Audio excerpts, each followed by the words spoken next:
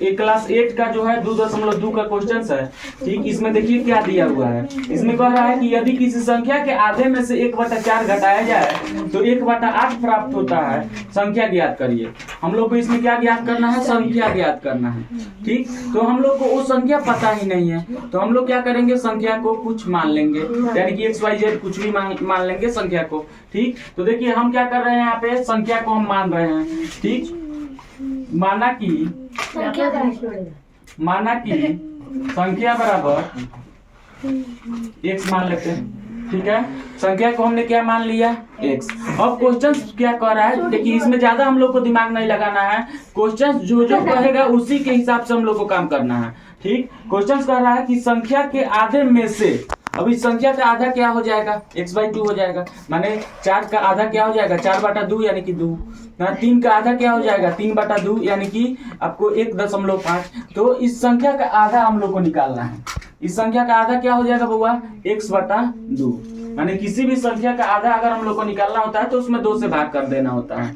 ठीक, तो देखिए यहाँ पे कह रहा है क्वेश्चन कि इस संख्या के आधा में से, तो सबसे पहले इस संख्या का आधा हम निकालेंगे, यानी कि इस संख्या का आधा क्या हो जाएगा हम लोग का? x/2, यानी कि इसमें क्या कर देंगे हम लोग? 2 से भाग कर देंगे। तो x जो है कोई संख्या है, x का आधा कितना होगा? तो x/2 हो जाएगा। ये बात समझ में आ गया? नेक्स्ट हम लोग को कह रहा है कि एक संख्या के आधे में से कितना को घटाया जा रहा है? 1/4 को घटाया जा रहा है। अब प्रश्न के अनुसार हम लोग बात करेंगे, यानी कि प्रश्नानुसार।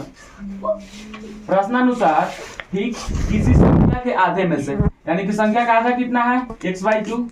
x/2 में से कितना घटाया जा रहा है? 1/4 को घटाया जा रहा है।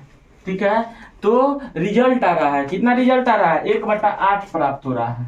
ठीक, अब इसी को सॉल्व कर देंगे, हमारा आंसर हो जाएगा। ठीक, यानी कि किसी संख्या के आधे में से 1/4 को घटाया जा रहा है तो रिजल्ट 1/8 प्राप्त हो रहा है। ठीक, यही जो है क्वेश्चन हम लोगों से कह रहा है। इसको सॉल्व कर देंगे तो हम लोग का आंसर जो है फाइंड आउट हो जाएगा।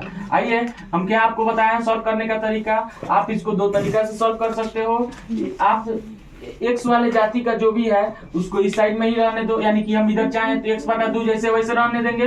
ठीक, बराबर के इस साइड में 1/8 जैसे वैसे रह जाएगा। अच्छा, 1/4 जो है लेफ्ट हैंड साइड में माइनस में है, तो राइट हैंड साइड में जाएगा तो क्या हो जाएगा? प्लस में हो जाएगा। ठीक, यानी कि यहाँ पे क्या हो गया? बटा का जोड़ बन गया। ठीक, बटा का जोड़ करिएगा तो एलसीएम कितना हो जाएगा? 8 ही होगा। ठीक, 1 यानी कि 1 ही हो जाएगा, प्लस में 4 दूनी 2 हो गया।